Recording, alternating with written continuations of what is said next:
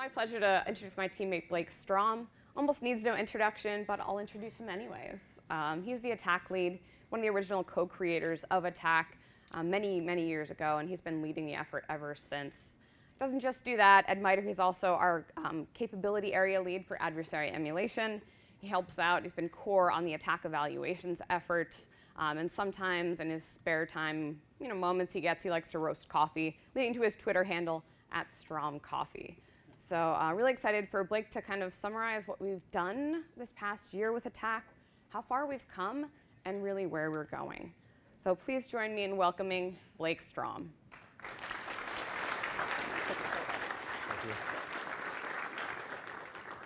All right, thank you very much, Katie. ATT&CKcon is really a special time for us. Even though we go out to conferences constantly briefing attack and talking to people, this is our opportunity to get the community to come here and talk about one topic. So thank you very much for coming. So as Katie mentioned, it's sort of hard to understand how far we've come without understanding sort of where we started. So this is the very first version of the attack matrix. This came out internally within MITRE. This hasn't seen the light of day before. Early on in 2014, so the project had been going on for about 6 months at the time. And we were sort of using it internally to figure out, okay, threat actors use these techniques. This is our coverage against it. And there's a lot of things that pop out in this. There's only 8 tactics. There's no execution tactic. There's no collection. Host enumeration hasn't been renamed to discovery yet. There's only 4 techniques in credential access. And if I remember correctly, OS and software weakness was the first version of the credential dumping technique. So there's a lot of benefits to this version of attack. You can go to your CISO and say, hey, boss, we only need to cover 64 techniques. I could get this done in a couple months. You can fit the matrix on one slide and still read the technique names. It's a lot easier to believe vendors when they come and say to you, hey, we've got 100% coverage of attack. But as we all know, the space isn't quite this simple, and attack has had to evolve over time. So here's where we are today. We have 266 techniques in the enterprise matrix. But we didn't stop there. Enterprise now covers Mac and Linux in addition to Windows. We also have pre-attack now with 174 techniques currently. We've extended off to mobile attack that has 79 techniques. And of those, that collection of information, we have about 93 groups, 414 software entries, and 1,971 technical references that span technical best practices, information about how techniques work, and threat intel reports, which is an incredible corpus of information. But it extends beyond this, too. It's not just the knowledge base. There's a sister project, the Cyber Analytic Repository, that I'm sure a lot of people are familiar with. There's attack-based stock assessments, where we're trying to help people who are just getting started with attack figure out where their best first steps are. There's attack for ICS, so the team has been working hard on this to get this ready. There's attack evaluations, where we're trying to provide objective insights to how vendors are doing against threat behavior. And then there's the attack sightings ecosystem that we started this year, so that we can get better statistics about adversary use over time, so we can provide better trending data. So attack has really come a long way, not just as a knowledge base, but also as an idea to help threat-informed defense in multiple ways. And we really didn't get here by accident. So attack was a deliberate effort to track and maintain a knowledge base of adversary behavior. And there's a lot of things that contributed to this over the last 6 years. So there's been a lot of innovation in sensing endpoint systems, sensing network activity to better identify these threats. There's a lot of innovation going into how to analyze that data through analytics, whether it be machine learning or other mechanisms. So people are seeing a lot more activity than they had been before.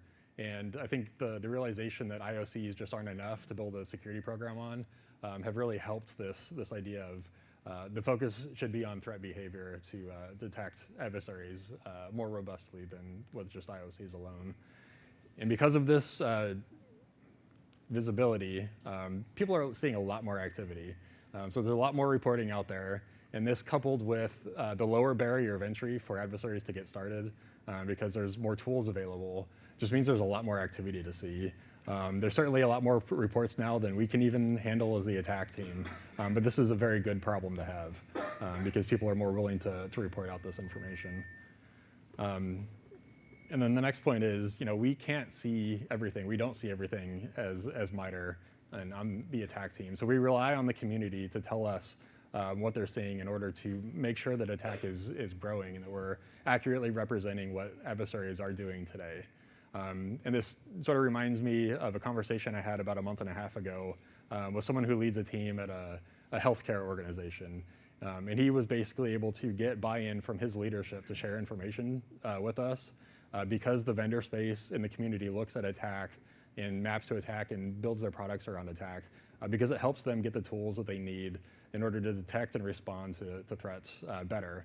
And even beyond that, he said it helps other peers in his industry because they're paying attention to attack too, so that they're better able to respond to incidents, which is awesome. This is why we're doing attack.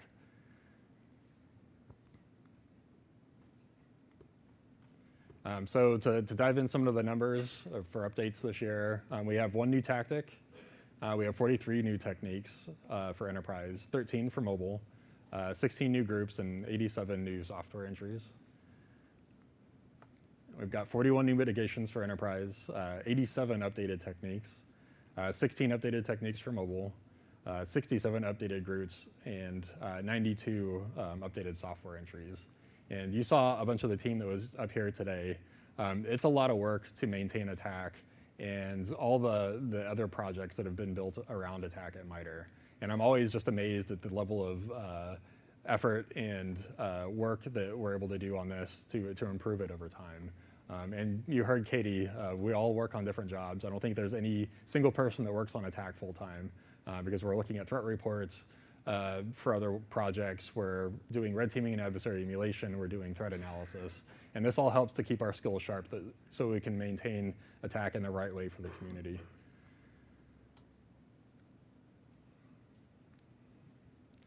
And so if you saw Dave Harold and Ryan Kovar's talk at the last ATT&CKcon, they give a really good talk about using red teaming and automation to help test your analytics.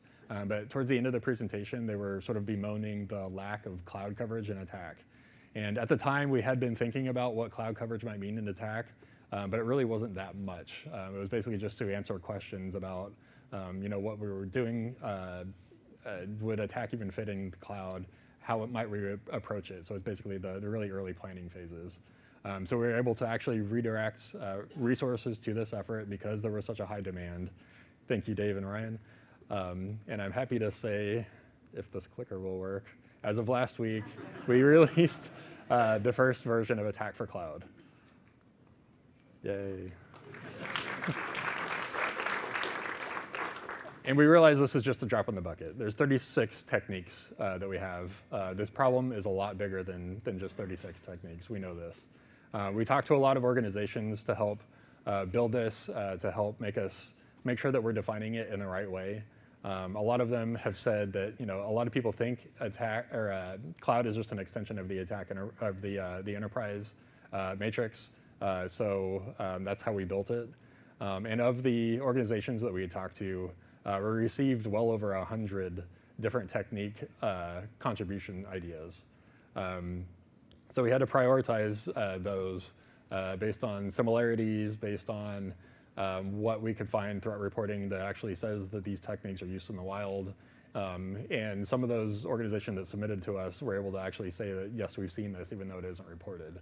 And that's huge. So I'm happy to say that this is the first extension of attack where we've had almost 100% community contributions. And this is exactly how attack should grow longer term. And this is just amazing. So as far as coverage goes, Attack for Cloud covers infrastructure as a service. So we've got the 3 providers there, Azure, AWS, Google Cloud. We have a platform tag for general software as a service techniques. And then we have specific platforms for Office 365 and Azure Active Directory to cover specific techniques for those software platforms. So the biggest challenge in building ATT&CK for Cloud, and even some of the other efforts that we've done, like ATT&CK for ICS, is there just isn't a lot of incident reporting out there. I mean, we know things happen, but they're just not reported quite yet. And there is some notable incidents for cloud, like the DNC hack. We were scouring even DOJ indictments for information on this. So really consider this a call to arms to help us bolster the community knowledge about what adversaries are actually doing in this space, because we really need it to build this out further. So if you're in a position to either share with us information on what's going on or influence reporting to what gets out into the public, please do so, because we really need it for this. Another big change this year, in April, we released the impact tactic. So before April, ATT&CK was very focused on confidentiality and data exfiltration, so theft of information. And we knew that destructive attacks were sort of a big glaring gap in ATT&CK. So we did a lot of work analyzing incidents of like Sony Pictures and Saudi Aramco, and just WannaCry and the rise of ransomware. So this is a big problem for a lot of people, and we wanted to make sure that we covered it in ATT&CK. So originally there were 14 techniques that were published, and we just added 2 at the last update last week for system shutdown and reboot and account access removal. Another big change this year was more of a structural change. So we did a revamp of mitigations in enterprise so that it acts very similar to how mitigations are described in mobile. So they're treated as objects similar to groups in software, where we can have a definition for the mitigation idea, and then we can describe how that mitigation applies to individual techniques through the relationships between them. And how we built this was we basically went through the existing text field entries and scoured them pretty much to create these categories. And it's really helpful for doing what-if analysis. So what is the coverage of a potential mitigation that you want to deploy against the techniques, which is a really powerful thing to do that you couldn't do before with the prior text field entries, because ATT&CK grew quite a bit over time. Different things are described in different ways by different people. So this was our way of remaining a little bit more consistent about how we're describing mitigations. So let's talk about some issues with ATT&CK. Anyone who's used ATT&CK for a little bit knows that the techniques are a little bit uneven. This was a common theme at last year's ATT&CKcon, because some techniques are very broad. Some are even broader than these, but these have some definition in them. So there's multiple ways to do these techniques that aren't really defined well in ATT&CK yet. And some are very narrow, so specific ways to execute something or bypass a certain mechanism that maybe are too narrow to be a technique. We weren't really thinking about these things when we were building ATT&CK. I mean, you saw the first version earlier in the presentation. We were just trying to describe activity in a way that people would pay attention to, and we weren't really worried about abstraction at the time. So this has sort of only magnified the problem as ATT&CK has grown, and it's really hard to strike the right balance for where to put a specific piece of activity or an analytic or some intel, and it's even hard for us in trying to figure out where to put a new technique or some new information that somebody sends us. And it's kind of hard, like if anyone's seen these horrible gradient puzzles where all the pieces are almost identical and they're the same color, trying to group them all together by similarities, it becomes a real challenge to build this puzzle. And one really good example is when we were building cloud, we got several contributions for OAuth spear phishing. Nobody disagrees that this should be an attack. It should very much be an activity because it's been reported used by several groups.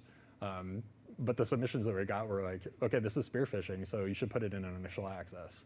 And the write-ups we got were very detailed. There's a lot of activity in there.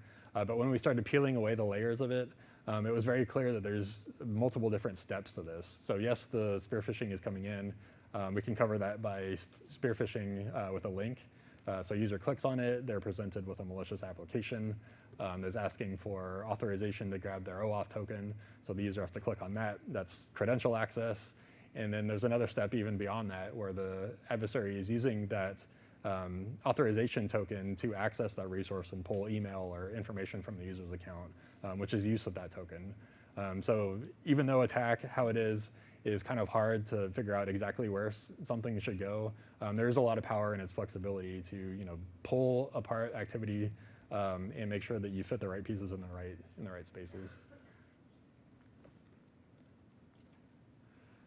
So our fix to this is subtechniques. So it's important to note that they're just behaviors. So techniques are behaviors. You can consider them groups of behaviors. Subtechniques are still just behaviors. It's also important to note that we're basically using what we have. So we're not adding a whole lot of new information to this. It's basically a refactoring of what's already in there. Credential dumping is a good example. Process injection is another good example of sort of those medium to high level techniques that have a lot of definition in them already that we're turning into sub-techniques. So this isn't a huge change. It is structurally, but the information is going to be pretty much the same in attack. And because attack is used for a lot of defensive purposes, it's natural to try to think about how to create sub-techniques that are defender-focused in mind, to group techniques based on the data sources that you can use to collect activity or the mitigations that you can use to prevent them. And we tried that, and it didn't work, unfortunately. So we decided to maintain an adversary mindset. That's what people expect out of attack, and that's what we're continuing on with sub-techniques, because it's a more logical grouping of what the adversary is trying to accomplish and how, than trying to do it any other way. And it's also good to think about sub-techniques as platform-specific techniques. So we can describe the activity at a high level, at the technique level, and then get into the details about how that activity applies to a specific platform at the sub-technique level. And unfortunately, this isn't a universal thing that we can apply across the board. There are tactics like command and control that are very platform agnostic that we're going to have to find a different mechanism of breaking those out. Because after all, different goals require different actions that are all done different ways. And there's no one universal sort of logic to break out a sub-technique. And so we are working on sub-techniques right now. We've done a ton of work this year to figure out the right way to either break out sub-techniques from existing techniques, roll really narrow techniques under technique groupings. So the rough stats so far is that we're going to likely be dropping the number of techniques to 166 from the current 266, which is a pretty big reduction. And so far, we've identified 280 potential sub-techniques. So hence the meme, you can fit a ton of sub-techniques in attack now. And we're implementing this right now. So we had to wait until the October update to do a clean break, and we're going to be pausing technique updates for right now. You're free to send us your information. We'll keep tracking it in our internal contribution tracking system. But for right now, don't send us groups and software because the mappings are going to change, and we'll just have to wait until sub-techniques is done in order to do that.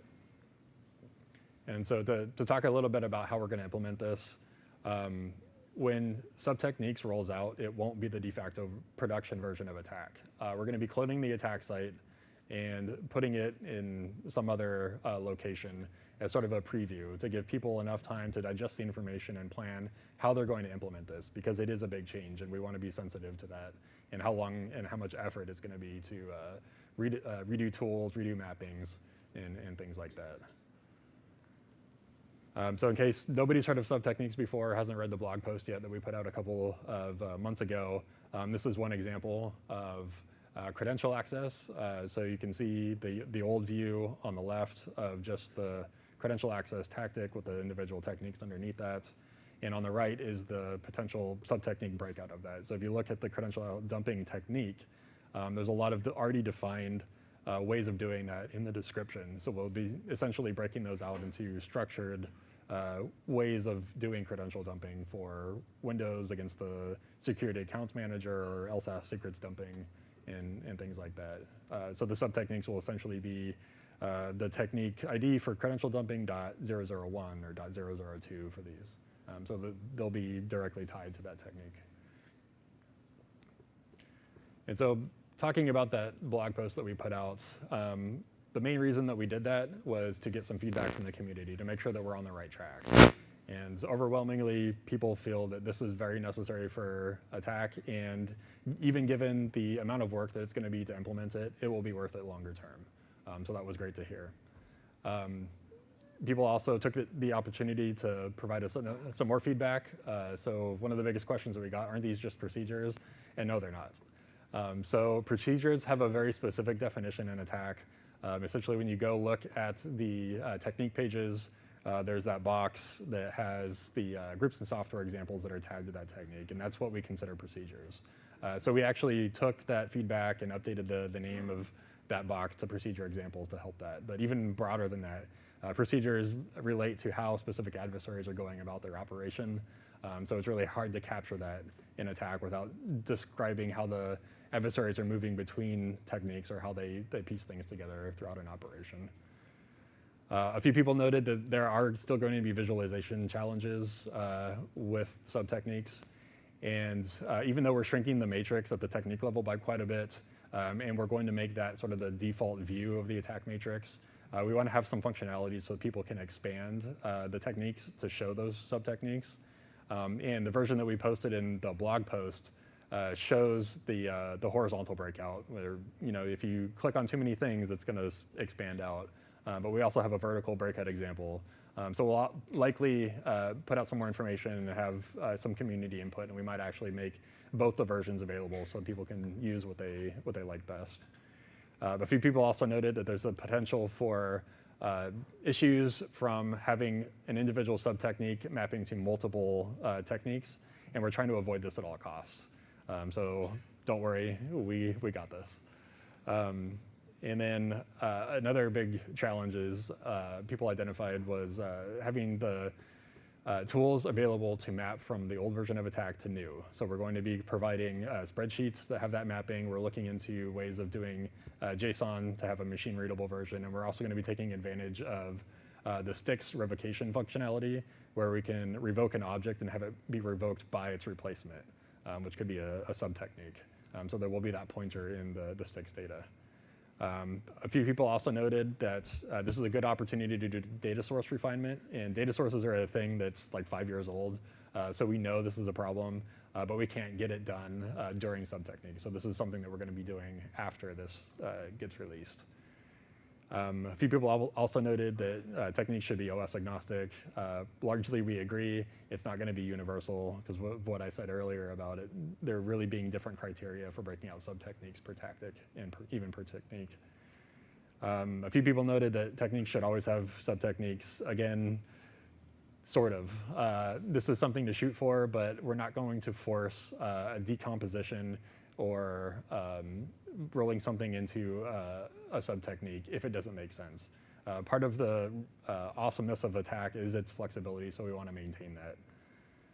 And then sub-techniques should be OS specific. I already covered that, so yes, definitely agree. And a few people also noted that sub-techniques will help people that have a false sense of security because they're just looking at the top-level matrix view, and once they color that green, they think they're done. So it was really good to hear that, because that's one of the reasons that we're doing sub-techniques. And so Katie and Tony also already talked about the growth of the community, so I'm going to too, because this is awesome. We've had 132 different contributors to ATT&CK right now, which is incredible. I mean, ATT&CK is built by the community and is maintained by the community. We've had explosive growth in Twitter followers. A year ago, it was about 12,000, and I think we're over 28,000 as of the start of the conference. And there's 99 open source repositories that use or leverage ATT&CK in some way. So ATT&CK is global. It's all over the world. It's showing up in conferences, even people not briefing it from MITRE. It's showing up in workshops, in professional groups, and things like that. So it's great to see.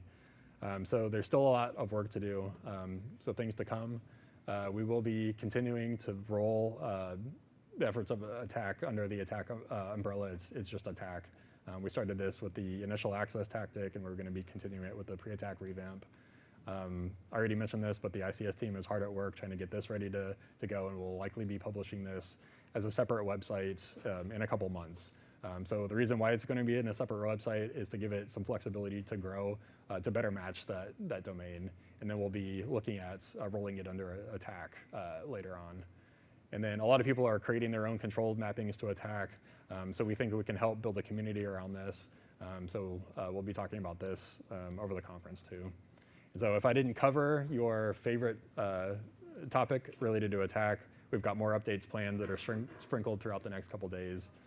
We're going to be talking about our threat report, attack mapping automation tool, TRAM. We'll be talking about attack sightings later on today. And then we'll be covering ICS attack, our controls mapping effort, CAR and analytics, and then the integration with pre-attack later on tomorrow. And thank you very much.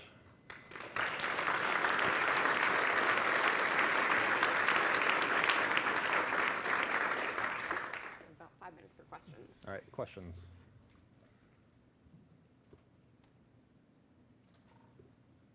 Really? There we go.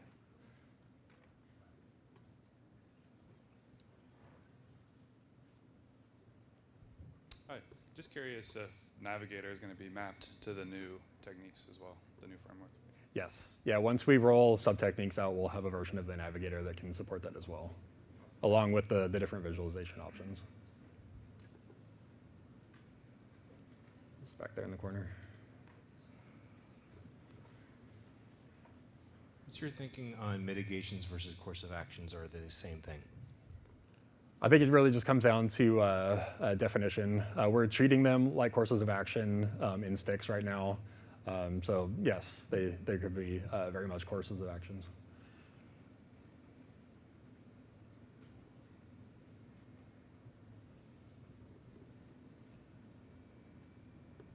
No one else? If no one else, there you go. Yeah. Yeah, there's James. Can always rely on me to ask you a question. No, I actually just want to thank you for putting yourself in this position. I know that like trying to steer a ship with 10,000 or 23,000 followers is not easy. And so I feel your pain and keep up the good work. I really appreciate it. Yeah, thank you. It's really the community that makes this worthwhile for us, so I should thank you guys. Mutual love. Yep. Like, I'm going to throw one at you, and we didn't pre-stage this, so feel free to yell at me later. Interesting question. Now, Carl asked me last night, where do you see attack in 5 years? I hate this question. I see it being maintained more by the community. We want more transparency in the process, and we have some ideas on tools and processes that can help with that. So MITRE is always going to be, I think, in a role where we're curating it, but we really want to foster more contributions from the community. So that's where I think it'll be. Any other questions? If not, please join me in thanking Blake Strom.